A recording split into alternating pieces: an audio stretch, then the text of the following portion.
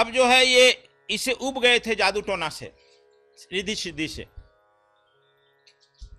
इसलिए इन्होंने कहा कि अब हमको सदगुरु की खोज में चलना चाहिए, सच्चे परमात्मा की खोज में चलना चाहिए। इस चिंता में थे।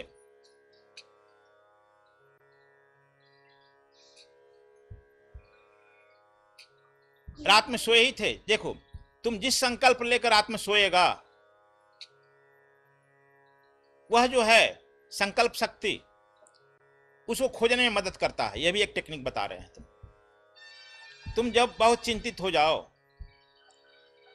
तो अपने गुरु के नजदीक उस समस्या को रखो, जैसे सिर के नजदीक रखे हैं, और समझो कि गुरु जी खड़ा हूं, हम अपने सिर के नजदीक भान करो रखे हैं, खड़ा पर हमारा सिर है, और उस समस्या को भी रखे हैं। तुम देखेगा सुबह होते होते तुम्हारी समस्या का समाधान आ जाएगा। एक टेक्निक बता दी तुम लोगों को, ये भी किए प्रयोग। यदि तुम्हारी पर सत्य स्नेह है तो होगा प्रकट। 12 बजते बजते देखे कि एक आदमी प्रकट हुआ इनके घर में, कक्ष में, छाया के रूप में। ये जागे, कहा कौन है भाई तुम? कहा कि हमारा परिचय तो बाद में मिल जाएगा।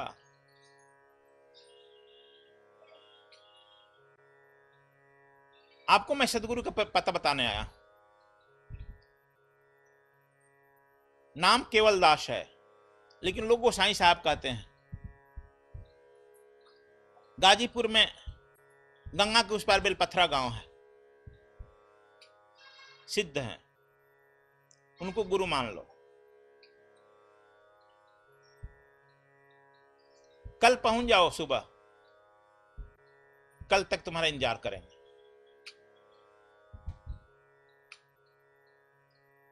कल मैं फिर आ जाऊंगा तुमको ले चलने के लिए।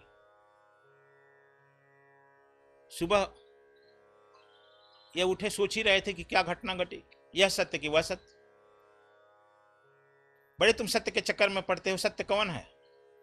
अभी मैं देख रहा हूं यह सत्य है, वह सत्य।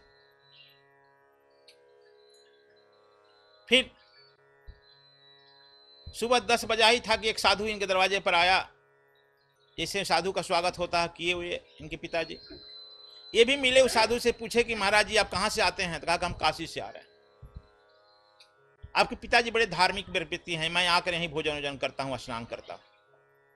इन्होंने कहा कि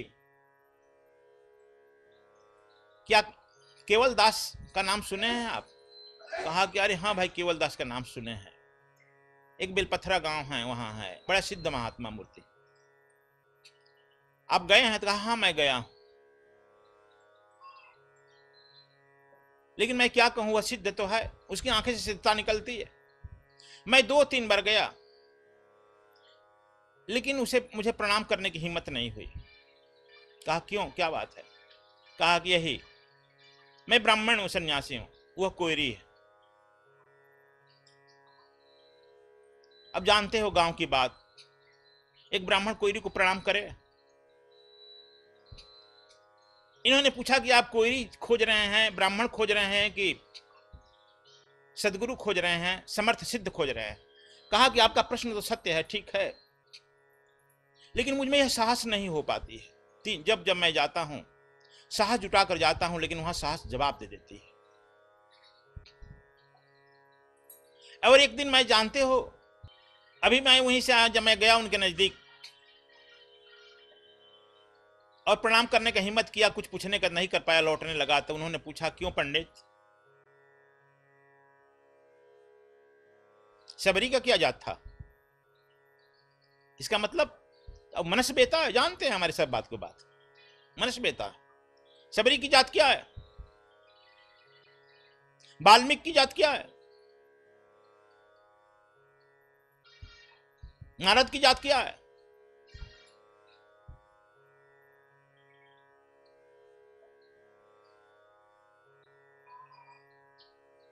मैं कुछ जवाब नहीं दे पाया, लौट आया, अभी वहीं से लौट कर। तुम में हिम्मत है बेटा, बच्चा, लेकिन हम जानते हैं कि तुम्हारा भी हिम्मत नहीं जुटेगा। तुम्हारा पिताजी यहां ब्राह्मण और ठाकुर को छोड़कर दूसरे का छुआ हुआ खाते हैं आज क्या? पूछो तो। छोड़ दो इनकी बात, मैं देखता हूं। यहाँ अतिथि आते हैं, गोसाई आते हैं, उनके लिए अलग देखो वहां पर रखा हुआ है बर्तन। अतिथि और गोसाई को तो हम लोग ब्राह्मण मानते हैं, लेकिन उनके लिए भी तुम्हारे पिताजी वहीं खिलाते हैं, द्वार पर बहरे बार। तुम झुक सकता है क्या? कहा कि इन्होंने कहा कि मैं सत्य को पाने के लिए अपने को, अपने समग्र अस्तित्व को दांव पर लगा सकता हूं। कहा कि अच्छा, सत्य को पाने के लिए अपने समग्र अस्तित्व को दांव पर लगा सकता है, तो द्वार खुला है, तुम जा सकते हो। मुझ में यह क्षमता नहीं है, मैं कह दिया तुमसे। मैं पता बता देता, बक्सर जाओ, गंगा पार करो, नाव चलती है, उस पर सीधे गाजीपुर पर जाओ। गाजीपुर कहते हैं, वहां से पूछ लेगा ना, ईसूपुर, महमदाबाद, वहां से बेलपत्थरा पूछ लेना। वहां पर गोसाई साहब को पूछ लेना, लंबे चौड़े व्यक्तित्व चौकी पर बैठे मिल जाएंगे। जानते हो, यदि तुम कहीं आश्रम में जा रहे हो, कोई बाबा तुमको ही गेट खोल के मिल गया, तो उस समय तुम्हारी आस्था समाप्त हो जाती है। कहा कि यही बाबा है। मैं कितने लोगों को आश्रम में देखा हूं, जो आया है मैं गेट खोला हूं, कहा कि आप महाराज जी टीवी पर मैं देखे हैं, वो आप ही हैं क्या लगते हैं? तो हाँ, बड़ा आस्था से आए थे। नहीं, आइए आइए, आप पानी पिलाएं। कहा कि नहीं, अब चल रहे हैं। क्यों, क्या हो गया? अरे आप इतने सस्ते हैं, आस्था ही खत्म हो गई। जो बाबा तुम बहुत प्रयास करो, नाक रगड़ो, नहीं मिल रहे हैं, तब तुम्हारी आस्था बरकरार रहती। यहां पर भी सुनकर के लोग आए थे ना 2-4 दिन, देखो कहां से आए थे। पहला दिन यहां मिला, सुबह हम कहे कि भाई जनार्दन जी जरा पता लगा, वो होंगे नहीं हैं, आए हैं लोग बहुत आस्था से, 1 महीना से फोन पूछ रहे हैं। हमने 1 महीना ना, मैं तुरंत मिल गया हूँ। जय जनार्दन जी, अभी परसों की ही बात है। कहा कि नहीं, वो लोग सुबह भाग गए। भाग गए ना। यह लगन तुम्हारी जो है हरदम आंकती है अर्थ पर, नहीं मिलने पर, इसलिए नहीं चाहते हुए भी। अब देखो ये लोग तुम लोगों से हमको नहीं मिलने दे रहे हैं, बंद कर देते हैं। ठीक, नहीं अब बंद। क्योंकि तुम्हारी आस्थाएं जो है बड़ी क्षणिक, ये जो है अपना सुबह ही निकल गए, रात्रि में ही निकल गए, पैदल बक्सर आकर नाव पार करके उस पर गए। ठीक 8 बजते बजते देखे कि एकदम जैसे बताए थे वही गए, तो देखते हैं केवल साहब वही बाहर चौकी पर बैठे थे। समझ गए जैसे रंग रूप बताए थे बैठे हैं। आस्था तो खत्म हो जानी चाहिए कि देखो तो बैठा ही मिल गया। और जा करके इन्होंने दौड़ कर साष्टांग प्रणाम किया। त्राहि त्राहि गिरे प्रभु शरणा। वे उठे और उठ करके अपने अंक में भर लिए। कहा आ गया, मैं तुम्हारे लिए इंतजार कर रहा था, चल आज तुम्हारी दीक्षा होगी। दीक्षा की सारी सामान व्यवस्था तैयार की गई। वह मिट्टी का घर बना था, कोठरी बना था। जब अंदर ले गए देखे कि 2 कमल बिछा हुआ है, अगरबत्ती जलाई गई है और दीक्षा का सामान रखा गया है। कहा कि तुम्हारे लिए मैं इंतजार कर रहा था। वह पंडित बताया ना तुमको, पता तो जी, लेकिन वह हिम्मत नहीं किया। लेकिन तू हिम्मत किया, आज तुम्हारी दीक्षा होगी। दीक्षा देकर जैसे इनके कपसर पर हाथ रखे, मालूम हुआ कि कोई शून्य निराकार, परम निराकार शून्य स्नेही वह इनमें प्रवेश करते गया और यह शून्यमय होकर के समाधि में विलीन हो गए। दोपहर को जब इनका आंख खुला तो कहे कि बेटा काम करो, भोजन करो और प्रस्थान करो घर पर। कहा कि घर पर क्यों, कितना दिन? कि घर पर अभी जाना होगा बेटा, दीक्षा लेकर के तुम आएगा तो सन्यास देंगे। नहीं, तुम्हारे बाबा और तुम्हारे पिताजी को मैं जानता हूं। आज ये रहा तो घोड़ा दौड़ते हुए आ जाएगी, 10 दर्जनों घोड़ा, और मैं कोयरी ना हूं, मैं कोयरी हूं। और तुम्हारे यहां के ठाकुर लोगों का कोड़ा इस पर बरसेगा। क्या चाहते हो, कोड़ा बरसाना हम पर? इसलिए तुम चले जाओ। जात पात कुल की मर्यादा, जात पात कुल की मर्यादा, यही गले की फांसी।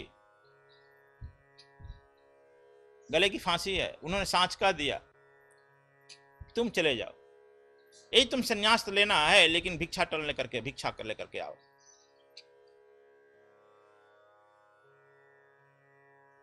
तब तुम्हारी सन्यास की प्रक्रिया पूरी की जाएगी। अब गुरुजी वहां से निकले कि दृढ़ संकल्प करके भिक्षा ले ही लेंगे। कुछ दिन घर पर रहे, अब जो है साधना उधना करने लगे। सब लोग जो लोग बोले, सोचे कि नहीं अब घर सामान्य हो गया, स्थिति सामान्य हो गया, लड़का सामान्य हो गया। लेकिन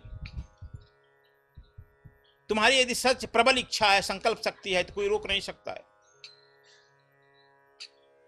इनके दरवाजे के बगल में थोड़ी देर पर एक और गांव में कुछ ब्राह्मण लोगों की भी रहती है।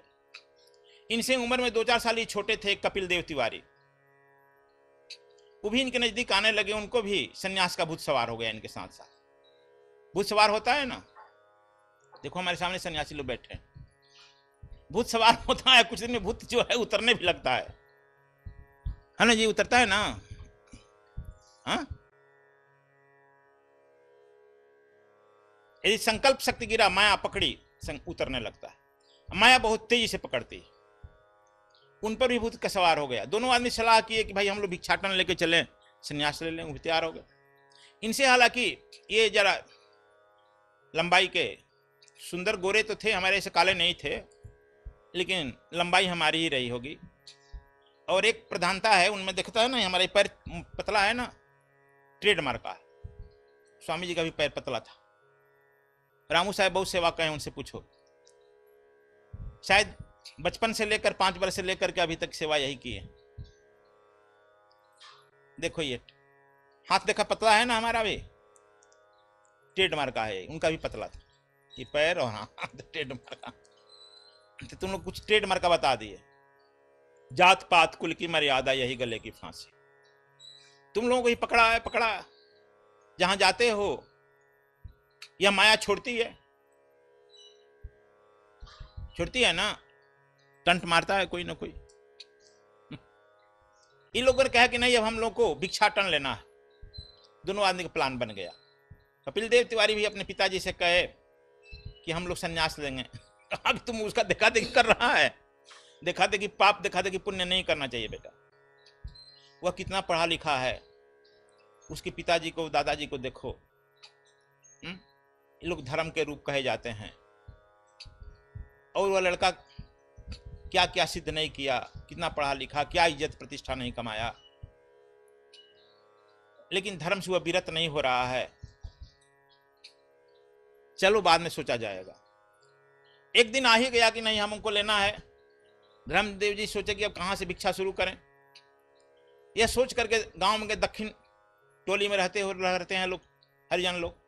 उस समय की बात थी जब हम लोगों के तामे कि बैल फेंक देते थे, वही लोग ले जाकर खाते थे, काटते थे। पतल फेंक दिया जाता था, वही पतल ले जाते थे। हम लोगों के भी समय में था, अब तो बहुत परिवर्तन हो गया। ये वहीं चले गए डायरेक्ट। अभी मुझे नाम याद है, सुबाडोम। उनके दरवाजे पर गए और खटखटाए दरवाजा। दरवाजा की आज टूटी झोपड़ी, कोई आवास भी तो नहीं बनता था। सुअर रखते थे लोग। वो लोग झांक करके देखे अपने झोपड़ी के टूटे हुए से। अरे कहीं अरे तो मालिक आ गए हैं, मालिक दरवाजे पर भूल करके, और कह रहे हैं कि माता जी भिक्षा दीजिए। ये कौन जाएगा सामने? पूरा मोहल्ला, कोई घर से निकल नहीं रहा। जैसे किम कर्तव्य में हो जाता है, काठ मार देता है ना। ये आधा घंटा चिल्लाते रहे, क्या मैं मान लूं कि मुझे फेरा मार दिया गया, कोई मुझे भिक्षा नहीं देगा। अब मैं जान गया कि हम जो है निकृष्ट हैं, और हमको आप लोग भिक्षा भी नहीं दे पाएंगे। थोड़ा सा, चाहे एक मुट्ठी अन्न दे दे, चावल दे दे, आलू दे दे, जो भी हो दे दें। आप लोग नहीं दे रहे हैं, हम जान रहे हैं आप लोग फिर आए।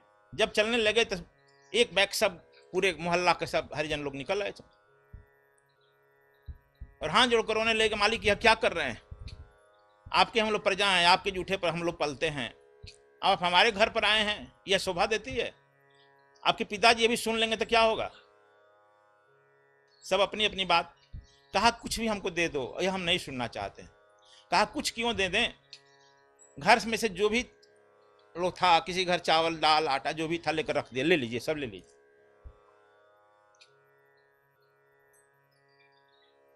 लेकिन सब रोए जा रहा है, चिल्लाया जा रहा है।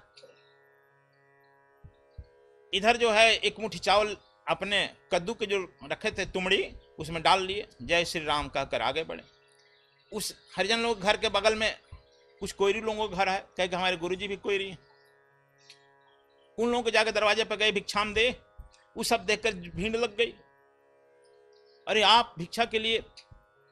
तब तक से क्या आदमी दौड़े हुए आया कि इनके पिताजी को कोई कह दिया है कि हरिजन टोली में भिक्षा के लिए गए हैं, इस शोक में बेहोश होकर गिर गए, इनकी फुआ गिर गई है।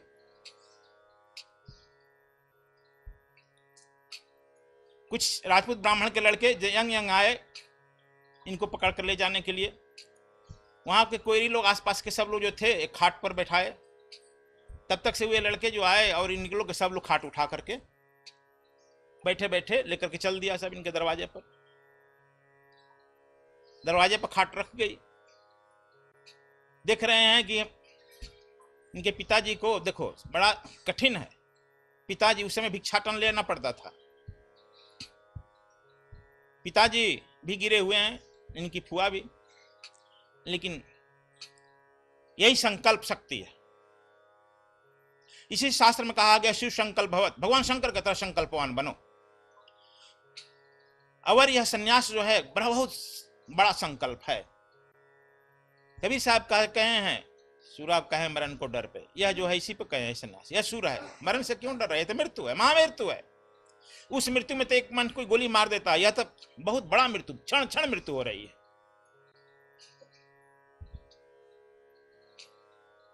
अब तुम समझ सकता है उस समय की घटना। यह लगभग 1934 की घटना होगी।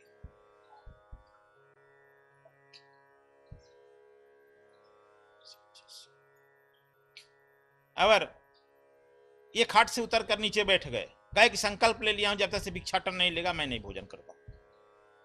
दिन भर बैठे रह गए। लोग गांव के आसपास के लोग आकर कथा रामायण महाभारत सुनाता है, चुप नहीं। इनका लड़का उस समय, बड़ा लड़का सुखदेव 10 साल का, छोटा हरि कृष्ण 5 साल का। हम लोग कहते हैं कि अभी हम लोग अपने कर्तव्यों से अभी पूरा नहीं किए। हम लोग कर्तव्य लगातार बढ़ते ही जा रहा है। जो असली कर्तव्य है हम उसको नहीं पकड़ते हैं। नकली कर्तव्य को हम लोग मन का बहावा बढ़ाना मिलता है कि यह पूरा नहीं हुआ, यह नहीं हुआ, यह नहीं हुआ।